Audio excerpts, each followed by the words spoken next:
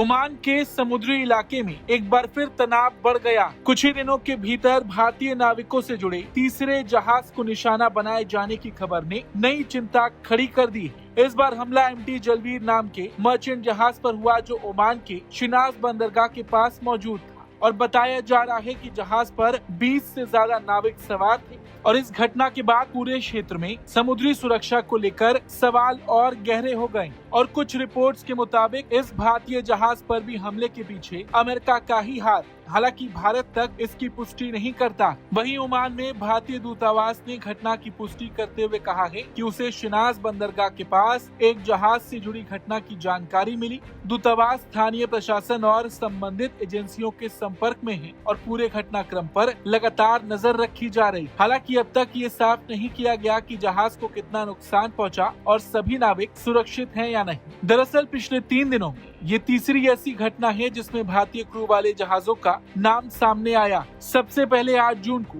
MT मैरिविक्स के साथ घटना हुई थी। समुद्री सुरक्षा सूत्रों के मुताबिक जहाज पर संदिग्ध हमला हुआ था, जिसके बाद उसमें आग लगी। राहत की बात ये रही कि जहाज पर मौजूद सभी 24 भारतीय नाविक को सुरक्षित बचा लिया गया था। इसके बाद 10 जून यानी कल ओमान की खाड़ी में एंटी सेडबेलो पर भी हमला हुआ। इस जहाज पर भी 24 भारतीय क्रू सदस्य सवार थे। हमले के बाद बड़े पैमाने पर बचाव अभियान चलाया गया। 21 भारतीय को सुरक्षित निकाल लिया गया, लेकिन 3 भारतीय नाविक लापता हो गए। बाद में उनकी मौत की पुष्टि हुई। इस घटना ने भारत में गहरी चिंता पैदा कर दी। सेडबेलो पर हुए हमले के बाद भारत सरकार ने कड़ा रुख अपनाया। नई दिल्ली ने अमेरिका के वरिष्ठ राजनयिक को तलब कर विरोध दर्ज कराया और भारतीय नागरिकों की सुरक्षा को लेकर गंभीर चिंता जताई।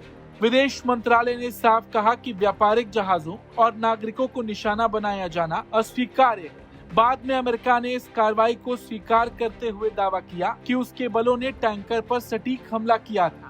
अमेरिकी सेंट्रल कमांड के अनुसार जहाज ने कथित तौर पर अमेरिकी निर्देशों का पालन नहीं किया था और ये कार्रवाई ईरान से जुड़े तेल परिवहन पर निगरानी रखने वाले अभियान का हिस्सा थी। हालांकि इस दावे को लेकर क्षेत्र में बहस जारी थी कि अब एमटी जलवीर की घटना ने हालात को और गंभीर बना दिया। लगातार 3 घटनाओं ने ये संकेत दिया कि ओमान की खाड़ी और आसपास के समुद्री मार्गों में तनाव लगातार बढ़ रहा है। ये वही इलाका है जहां से दुनिया के बड़े हिस्से का तेल और व्यापारिक माल गुजरता है और ऐसे में यहाँ किसी भी तरह की अस्थिरता का असर सिर्फ क्षेत्रीय देशों पर नहीं बल्कि वैश्विक अर्थव्यवस्था पर भी पड़ सकता है। भारत के लिए ये चिंता का विषय इसलिए है क्योंकि खाड़ी क्षेत्र में लाखों भारतीय काम करते हैं और समुद्री व्यापार में बड़ी संख्या में भारतीय नाविक जुड़े हैं। ऐसे में भारतीय नागरिकों की सुरक्षा और अंतर्राष्ट्रीय समुद्री मार्गों की निर्बाध आवाजाही भारत की प्रमुख चिंता बनी हुई है।